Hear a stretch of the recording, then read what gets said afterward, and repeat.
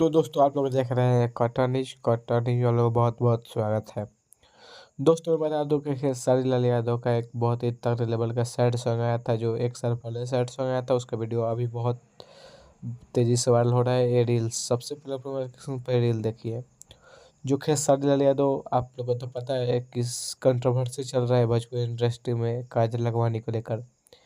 ये रील के सीधा टारगेट हो रहा है काजल राघवानी के ऊपर, जो कि बहुत तगड़े लेवल का रील भी बना दिए हैं खेसारी लाल यादव। तो मैं बता दूं कि दीवाना बदमाश हो जाए, जो कि मंगल मुरोती फिल्म चैनल पर आया है वीडियो, जो कि बहुत तगड़े लेवल का। इस वीडियो को भी शूट किया गया है दीवाना बदमाश हो जाए उस वाला सॉन्ग को।